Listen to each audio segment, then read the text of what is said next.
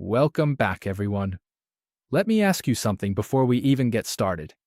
When was the last time your doctor, your actual licensed medical doctor, sat down with you, looked you in the eye, and said, I want to talk to you about what you're eating? Not in a vague, hand-wavy way, not in that dismissive, try to eat more vegetables way that takes about 4 seconds at the end of a 15-minute appointment. I mean a real, substantive, science-backed conversation about food as a form of medicine. For most of you, the answer is probably never.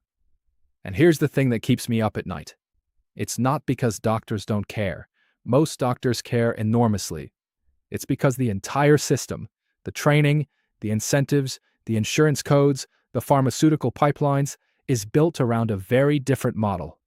A model where you get sick, you come in, you get a pill, you go home. But what if I told you that model is fundamentally backwards? What if the most powerful pharmacy on earth isn't the one on the corner of your street with the fluorescent lights and the long queue, but your kitchen? What if the most sophisticated drug delivery system ever designed isn't a syringe or a tablet, but a fork? That's exactly what we're going to explore today.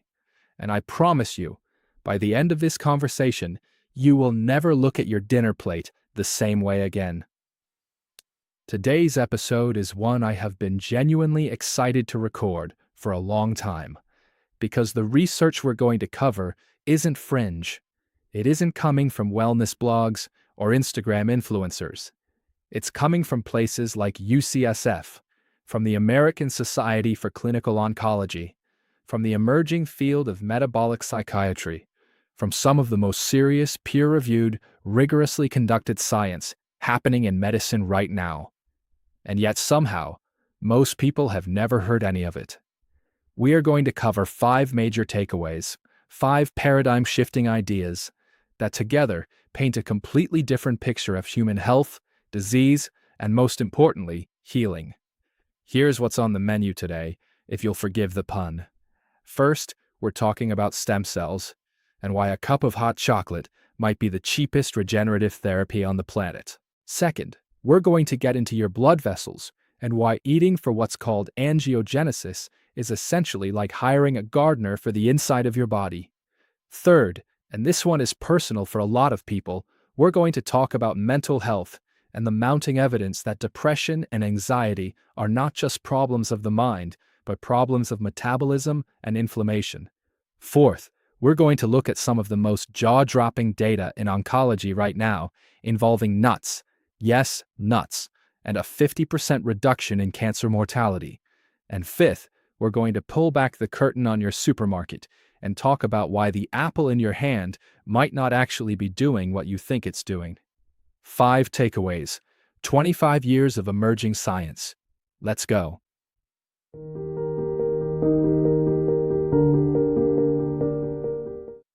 Okay, let's start with stem cells. Now, when most people hear stem cells, their minds immediately go to science fiction territory. Designer babies, controversial research labs, treatments that cost hundreds of thousands of dollars that only billionaires can access. And I understand why. That's the narrative we've been given.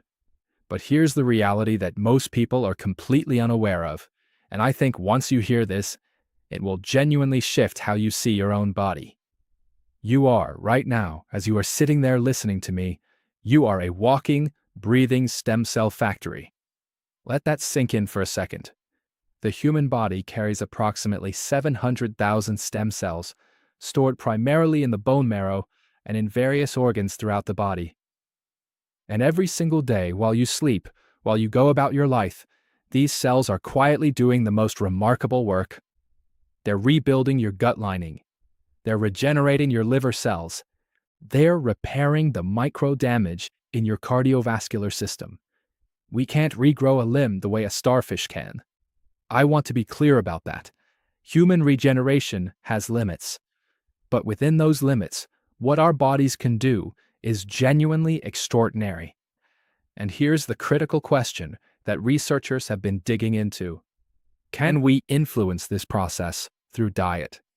The answer is a very emphatic yes. Let me walk you through a study, because the details here are important.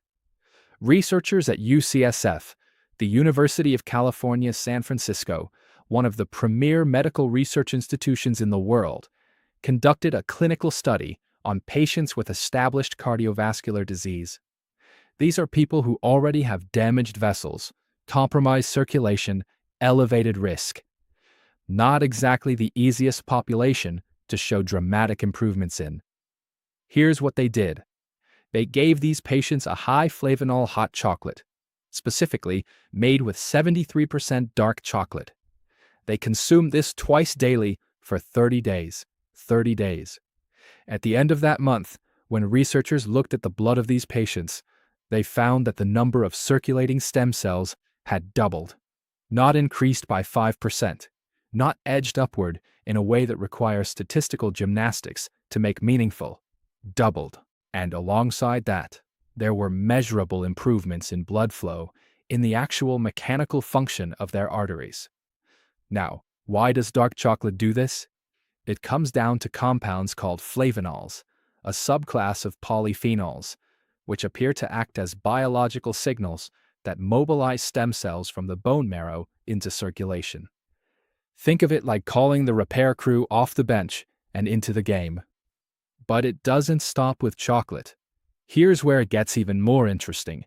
A Mediterranean dietary pattern, olive oil, fish, legumes, vegetables, whole grains, the whole framework, has been shown in research with elderly populations to increase circulating stem cells by up to 5-fold.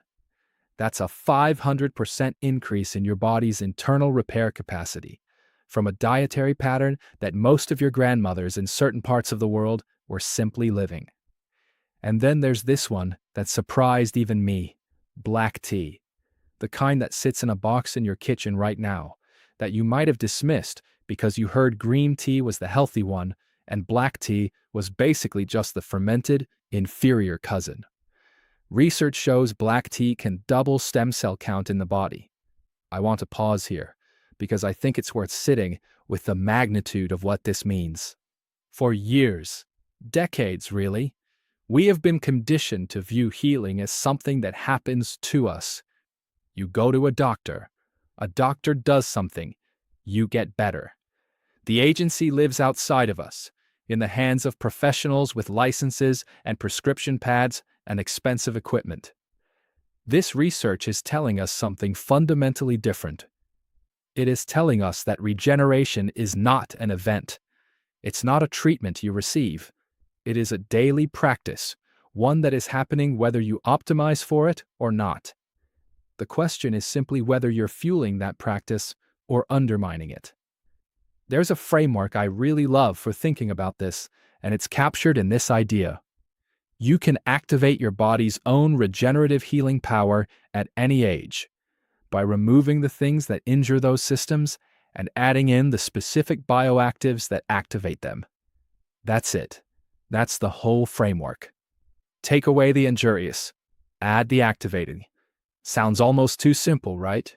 We'll keep coming back to this idea throughout today's conversation, because it applies across every single one of our 5 takeaways.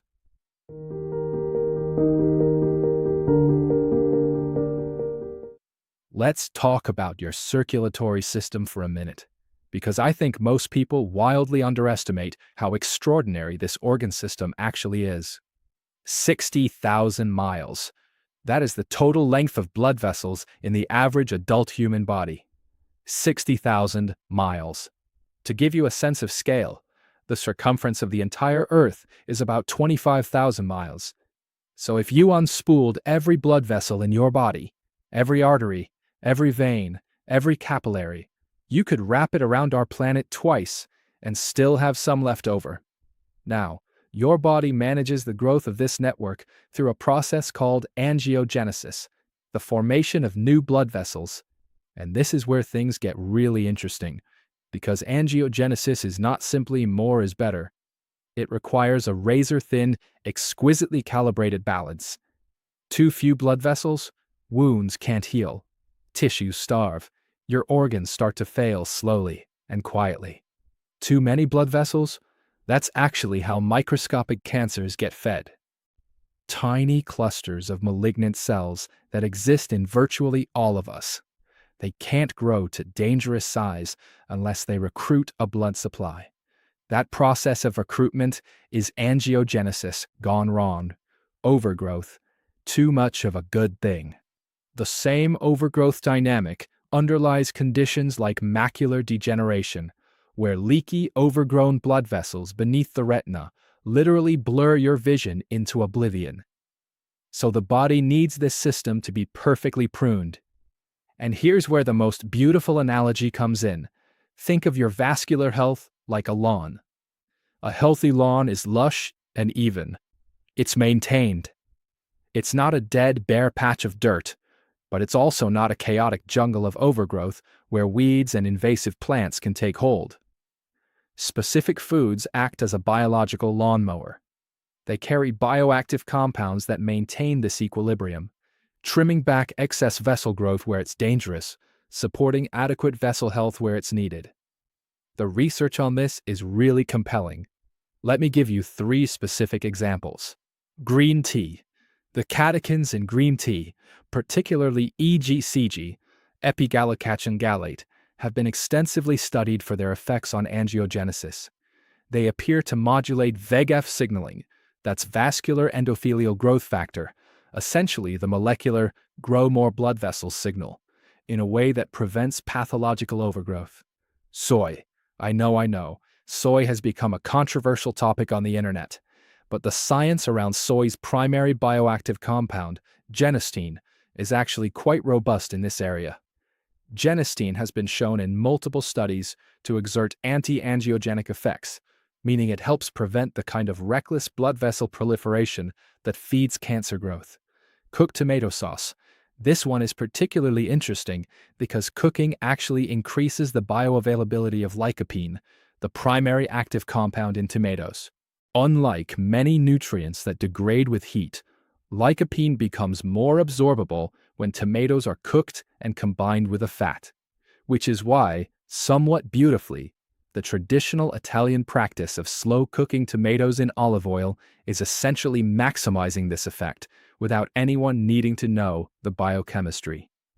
Lycopene has been studied in the context of prostate cancer, colorectal cancer, and cardiovascular disease. And in each case, its ability to regulate vascular growth appears to be a significant mechanism. Now, here's the paradigm shift I want you to take from this section. The dominant model in Western medicine when it comes to disease, and I say this with enormous respect for my colleagues, because this model has saved millions of lives, is fundamentally reactive. It's a war on disease. You wait until the lawn is destroyed, until the cancer is diagnosed, until the heart attack happens, and then you deploy the weapons: chemotherapy, statins, surgery, radiation. What this science is pointing to is a different model altogether. Call it the Gardner model. Instead of waiting for catastrophe, we are daily, actively manicuring our internal environment, ensuring the blood vessel lawn is neither overgrown nor depleted. We are essentially starving disease before it has a chance to establish itself. This is not alternative medicine. This is not wishful thinking. This is mechanism. This is biology. And the extraordinary thing is, the tools are in your kitchen, not your doctor's office, not a pharmacy, your kitchen.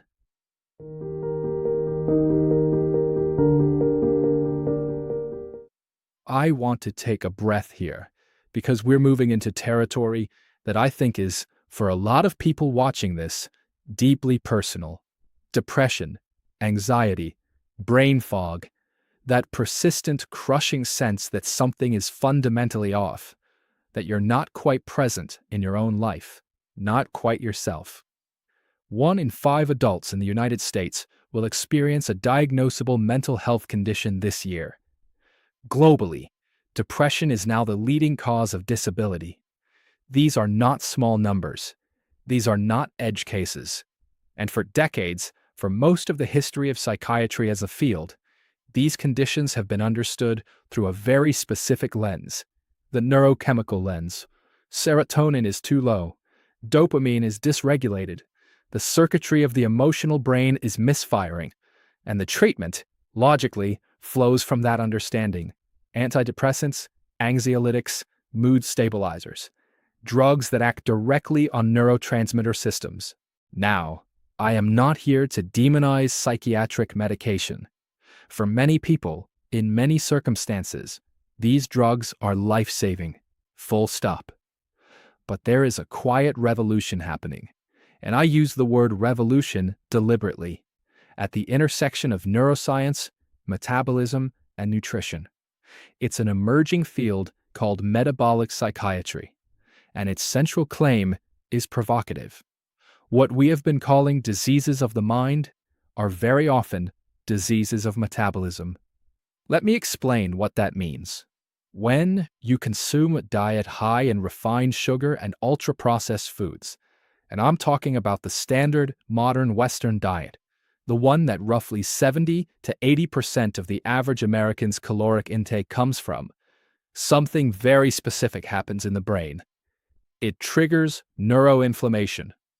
Now, inflammation is one of those words that gets thrown around so much it's almost lost its meaning. So let me be precise. Inflammation in the body is a real, physical, measurable biological state.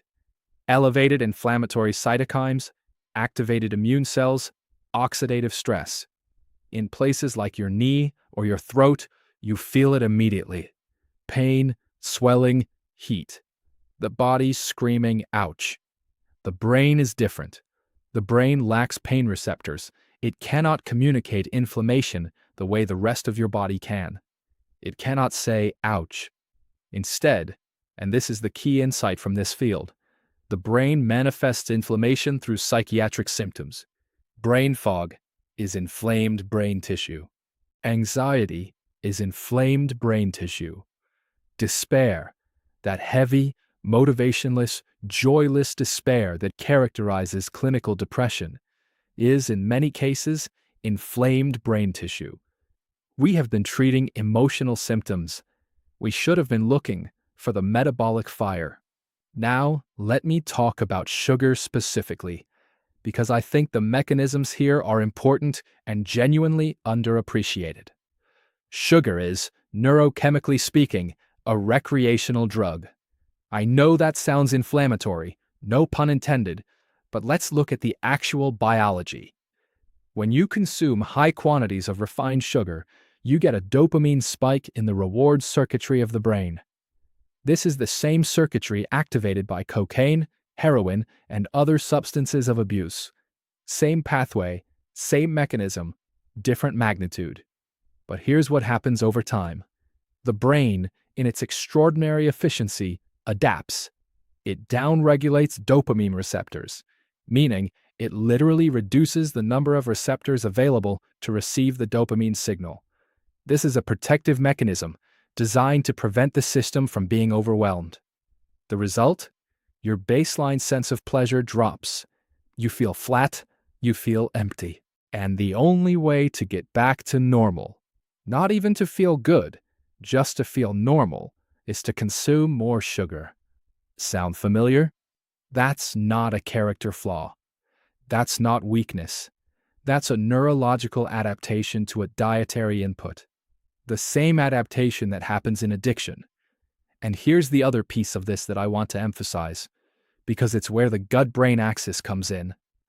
We were taught in medical school, and I remember this vividly, that the blood-brain barrier was essentially the Berlin Wall of the body, an impenetrable fortress separating the sterile, protected brain from the chaotic bacterial world of the rest of the body.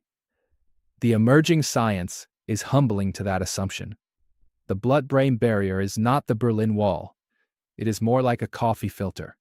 It is semi-permeable, dynamic, and exquisitely sensitive to the conditions of the gut and the bloodstream.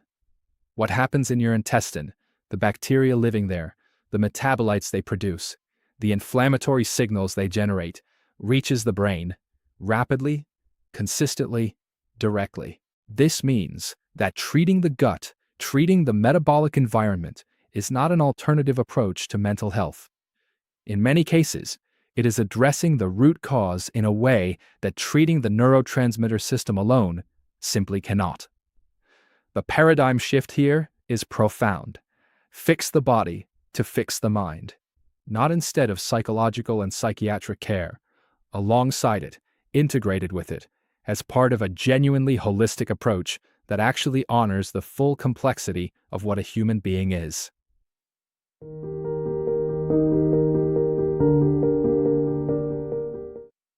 Okay, I want to share a piece of data with you now that stopped me cold the first time I encountered it. I've shared it with colleagues at conferences, with medical students, with patients, and the reaction is almost always the same: complete stunned silence, followed by "Why haven't I heard about this?" Here it is. A major study, presented at the American Society for Clinical Oncology, which is one of the most prestigious oncology conferences in the world, looked at patients with stage 3 colon cancer. Stage 3. These are patients with serious, advanced disease. Not early stage, catch it before it spreads stuff. Stage 3. The researchers looked at what these patients were eating, specifically their nut consumption. And what they found was this: patients who ate just 2 handfuls of nuts per week, that's it, 2 handfuls per week, had a 50% lower risk of death compared to those who didn't eat nuts. Let me put that in pharmaceutical context for you, because I think without that context, the magnitude doesn't fully land. In oncology, when a new drug achieves a 20% reduction in mortality, 20%, it is celebrated as a breakthrough. It becomes a blockbuster. It generates billions of dollars. It gets front-page coverage. Insurance companies fight about whether to cover it because of the price tag. That 20% reduction is what separates experimental from standard of care. A few cents worth of walnuts or almonds, food you can buy in any supermarket, food that has no side effects, no dosing schedule, no prescription requirement, is associated with a 50% reduction in mortality in stage 3 colon cancer patients. I genuinely struggle to articulate how significant that gap is. And the mechanism is not mysterious. It runs primarily through the microbiome, that community of 40 trillion bacteria living in your gut. And yes, that number is correct. There are roughly as many bacteria in your gut as there are cells in your entire body. Acts as the central operating system of your immune function, your metabolic health, and increasingly, your cancer defense systems. Nuts, particularly walnuts and almonds, are extraordinarily dense sources of prebiotic fiber, polyphenols, and specific fatty acids that act as fertilizer for the protective species in your microbiome. They create conditions in which the bacterial communities that regulate inflammation, train immune cells against malignancy, and produce protective metabolites like short-chain fatty acids can genuinely thrive. Let me give you 2 more food examples that illuminate this microbiome cancer defense connection: pomegranates and cranberries. Both of these contain compounds, elagitannins in pomegranate, proanthocyanidins in cranberry, that are metabolized by specific bacterial species in the gut into bioactive compounds called urolithins. Urolithins have been shown to protect the integrity of the gut lining, reduce intestinal permeability, and modulate immune activity in ways that are directly anti-cancer. Oysters. Here's one that most people would never expect to see in this context. Oysters contain complex polysaccharides and bioactive proteins that are structurally and functionally similar to compounds found in medicinal mushrooms, the shiitake, maitake, reishi family, that has a long history in Eastern medicine and a growing body of Western research. These compounds appear to directly stimulate natural killer cell activity, the immune cells specifically tasked with identifying and destroying cancer cells, and act as what researchers describe as anti-cancer compounds. I love the oyster example because it disrupts the mental model of healthy food is boring food. Oysters are extraordinary, and most people eating them have no idea they're consuming something that's actively training their immune system. Now, And I want to be direct here, because I think intellectual honesty demands it. I want to ask out loud the question that the data raises. If a dietary intervention with no side effects, essentially no cost, and strong mechanistic rationale produces outcomes that rival or exceed expensive pharmaceutical interventions, why is it still treated as alternative rather than standard of care? I don't have a clean answer. I have hypotheses about incentive structures, about the difficulty of conducting randomized controlled trials on dietary patterns, about the legacy of how medicine has traditionally separated nutrition from real medicine in training programs. But I think asking the question loudly, repeatedly, and in public is exactly the right thing to do. Because patients deserve to know this information, not as a replacement for their oncologist's care, but as a complement to it, as a weapon they can pick up and use every single day.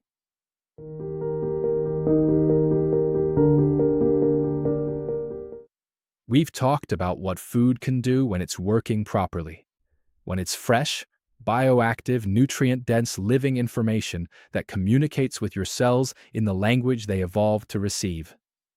But I want to spend some time now talking about a deeply uncomfortable reality, which is that even when we make the right choices, even when we choose the apple over the candy bar, the system may be failing us in ways we don't fully appreciate.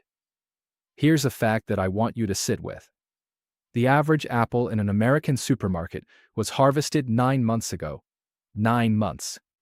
To prevent it from decomposing during that storage period, it is coated in wax and stored in a controlled atmosphere environment, typically with suppressed oxygen and elevated carbon dioxide levels, that essentially puts it into a kind of suspended animation. Now, an apple is not a rock. It's a living biological entity. It contains thousands of phytochemicals, quercetin, catechins, chlorogenic acid, anthocyanins, and many others that have all the health-promoting properties we've been talking about today. Stem cell activation, angiogenesis regulation, microbiome support, antioxidant activity. But those compounds are not stable over 9 months of cold storage. They degrade. They break down. What remains, in many cases, is essentially a sweet, waxy, fiber-containing sugar delivery vehicle that looks like an apple, is sold as an apple, and is categorically not the same thing as an apple picked from a tree and eaten the same day. We are, in a very real sense, receiving the shape of health food without the content of health food. And this is not a small problem. If the biological value of our healthy choices is systematically undermined by a food supply system optimized for shelf life and logistics rather than nutrient density, then we need to take that seriously. There's a second dimension to this that I think deserves attention, and it's one that goes beyond individual health into something closer to civilizational risk. The average age of a farmer in the United States today is somewhere between 58 and 60 years old. This is a profession that is aging rapidly, with an insufficient pipeline of younger people coming in to replace that generation when they retire or pass on. As that generation ages out, as farms consolidate further into industrial operations optimized for yield and transport, rather than nutritional quality, the proximity of our food to us, in both distance and time, becomes a genuine matter of national health security. What do we do about this? One of the most interesting innovations I've come across in this space is the vertical farming movement. Projects like Square Roots are taking refurbished shipping containers and deploying them in urban centers, Brooklyn, Detroit, Chicago, to grow leafy greens and herbs using hydroponic or aeroponic systems with full-spectrum lighting. The result is produce that can be harvested and delivered to consumers within 24 hours. Now, I want to be clear. Vertical farming is not a complete solution. It works brilliantly for specific crops, and the energy economics are still being worked out. It is not going to replace traditional agriculture at scale, at least not anytime soon. But as a proof of concept, as a demonstration that we can reconnect the production of food to the consumption of food, that we can close the gap between the farm and the table from 9 months to 24 hours. It's genuinely exciting. Because when we eat a piece of produce that was growing yesterday, we're not eating a nutrient-depleted commodity. We are eating, and I love this phrase, living information. Phytochemicals at their peak biological potency, sending precisely the signals our cells evolved over millions of years to receive. That's not a wellness cliché. That's biochemistry. Don't forget to hit that subscribe button and join the journey. All right, let me bring this all together. We've covered a lot of ground today, and I want to make sure the through line is clear. Because these 5 takeaways are not 5 separate topics. They are 5 windows into the same fundamental reality. The leading cause of death on this planet is not a mysterious virus. It's not predominantly an unlucky genetic hand. It is, in the largest proportion of cases, traced directly to diet. To what we are choosing, or what the system is choosing for us, to put into our mouths every single day. And simultaneously, the human body possesses an extraordinary, innate, built-in capacity for regeneration and healing. We have stem cells waiting to be activated. We have vascular systems designed to maintain their own equilibrium. We have a gut microbiome that functions as both an immune system and a pharmaceutical factory. We have metabolic machinery in the brain that, when given the right inputs, produces resilience and clarity rather than inflammation and despair. The body is designed to heal. The question is whether we are feeding that capacity or starving it. What today's research is collectively telling us, from UCSF, from ASCO, from the metabolic psychiatry labs, from the food systems researchers, is that we have dramatically more agency in this process than we have ever been told. You can double your circulating stem cells with dark chocolate and black tea. You can prune your blood vessels with green tea and cooked tomatoes. You can reduce your risk of dying from stage 3 colon cancer by 50% with 2 handfuls of walnuts per week. You can reduce brain inflammation and potentially the anxiety and depression that come with it by removing ultra-processed foods from your diet. And you can maximize the biological value of every healthy choice you make by seeking out fresher, more local sources of food wherever possible. None of this requires a prescription. None of it requires a clinic. It requires information, and it requires intention. We are moving, slowly but I believe irreversibly, toward a future where the dose of walnuts you eat per week is considered as carefully as the dose of chemotherapy you receive. Where food as medicine isn't a wellness cliché, but a clinical framework taught in every medical school. Where precision nutrition is integrated into psychiatry, oncology, cardiology, and every other specialty, because the evidence demands it. That future isn't fully here yet, but the science is. And in the meantime, you don't have to wait for the system to catch up. Your fork is in your hand right now. The question, and I'll leave you with this, is what you'll choose to prescribe yourself today. Thank you so much for spending this time with me today. I genuinely mean it. These are the conversations I find most meaningful, because this is the information that can actually change a life. If this episode resonated with you, please share it with someone who needs to hear it. Not as a critique of how they're eating, but as an act of love, because this information belongs to everyone. Drop a comment below and let me know which of the 5 takeaways hit hardest for you. I read every single one. There are links in the description to many of the studies we referenced today, including the UCSF flavanol research, the ASCO nut study, and some of the core papers in metabolic psychiatry. Go read the actual science. Be skeptical. Ask hard questions. That's exactly what I want you to do. And I'll see you in the next one. Take care of yourselves,